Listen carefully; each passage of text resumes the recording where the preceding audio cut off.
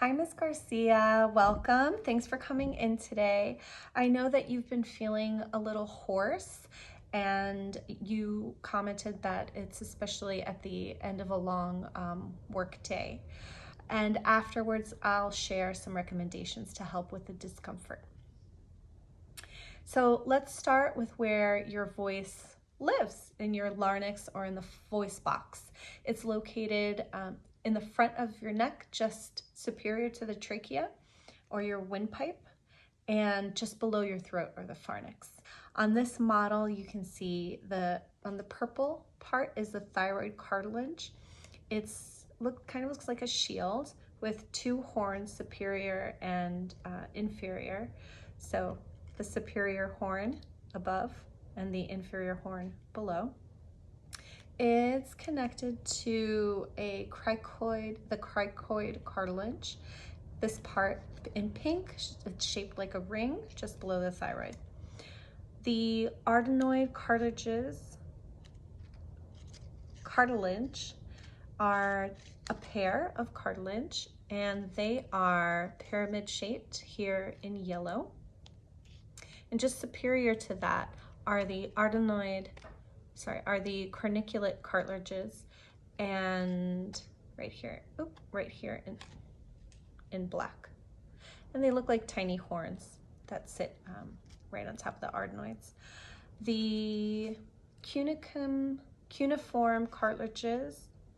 cartilage are small support structures, and they attach the arytenoid to the membrane. In here, the true vocal folds are what help to produce your voice, and that's what we'll be looking at today. They stretch from the arytenoid to the thyroid cartilage. That one's tough for me to say. So let's take a look at how your voice works during normal speech. And so how does that happen? Well, air builds up pressure between the folds. This is called subglottal pressure. And when the pressure is high enough, it forces the folds apart. The folds then snap back together due to their elasticity, and this cycle will repeat, creating vibrations that form your voice. So if you need to take a deep breath, the posterior cricoarytenoid muscles are the only muscles that pull the folds apart, and we call that abduction. So I'm going to demonstrate this. Okay, so let me use the model to demonstrate what I mean. So first, in swallowing, the epiglottis, when you swallow, this flap, the epiglottis, folds down to cover the entrance to your airway, and it helps to prevent any food or liquid from going down the wrong way. When you're breathing, so the abduction that we were talking about, let's see. So when you breathe in and out, your vocal folds move apart. This is called abduction. And it's done by the posterior cricoarytenoid muscles. These muscles attach from the cricoid cartilage to the arytenoids, and they pull folds open to allow air through. Okay.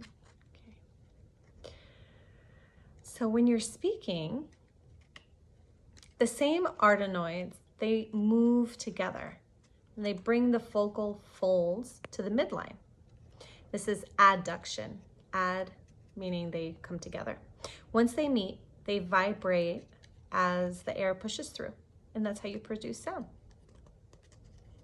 So we can see that. So pitch control. How do we control pitch? To raise your pitch, your vocal folds, they have to stretch and tense out. So the CT muscles, cricothyroid muscles, connect the thyroid cartilage and the cricoid cartilage.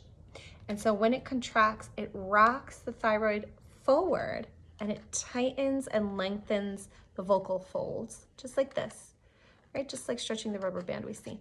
And this creates a higher pitch. So based on what I saw, I believe that you have vocal fold nodules. These are small, non-cancerous growths that usually form in the middle of the vocal folds. And I'll use this to show you right there. That's where I saw them. And this is the area that gets the most impact during vibration. And in jobs like yours, such as in sales, where you're speaking constantly, the folds can become irritated and swollen from overuse. And over time, this repeated contact, as we saw, that they adduct together, can cause nodules to form. And these nodules can prevent the vocal folds from closing completely, and this can make your voice sound hoarse, especially by the end of the day. So some recommendations that I have: we should begin with voice therapy. We'll work on some techniques to help you reduce the strain and use your voice efficiently.